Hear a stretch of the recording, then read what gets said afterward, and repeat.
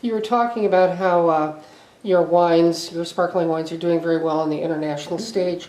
Can you give us some insight on the importance of ratings and medals in the marketing of wines in general, and perhaps yours in particular? The reality is your wines are very highly acclaimed.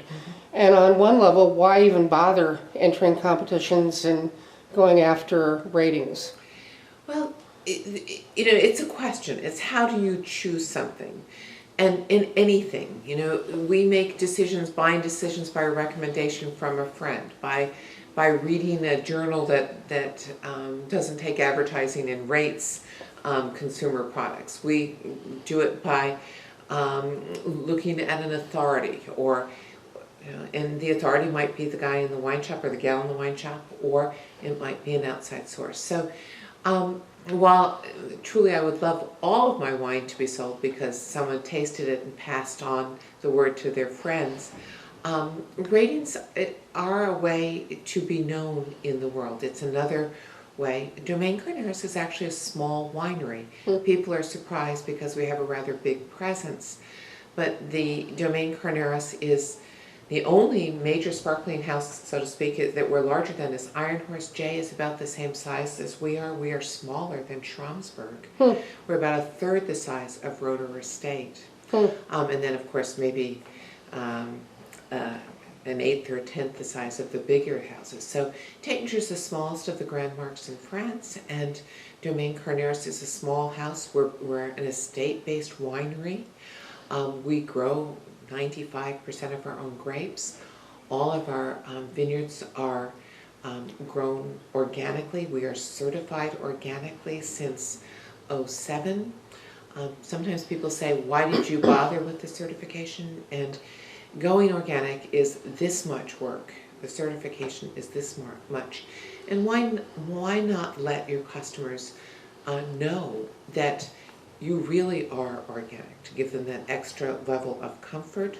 And it's an interesting thing to talk about organic, because I find for us, we went organic because we thought it would be better for the people working in the vineyards. We thought it would be better for the vines and the grapes. But we could have not have imagined the difference in quality that organic has made. If you could quantify quality, I would have said, well, it would have been 20% better.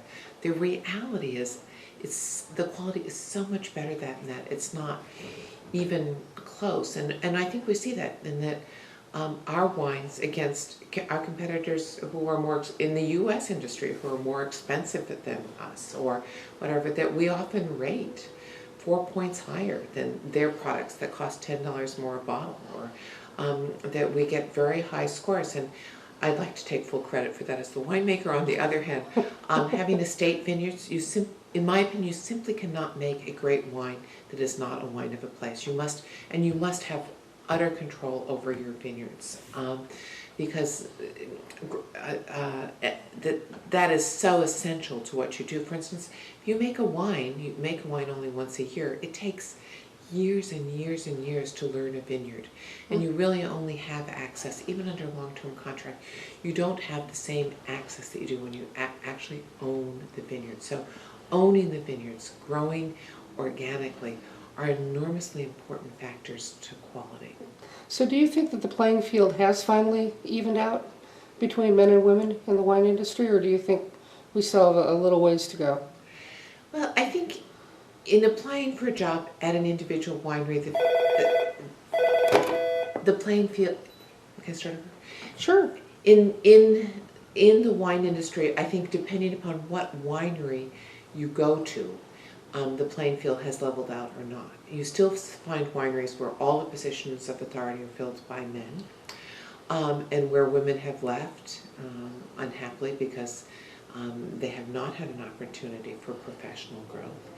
I think there are far more wineries today who will consider women for promotion, and I think women who have a career track and want to grow, when they go into an interview, especially an interview where there are not women in a winery, there are not women in positions of authority, they should ask that, because of course you could run into a winery that just doesn't happen to have women, and that Women have shied away from it, so you need to talk. Will women seriously be considered for promotion here, to address that right up front?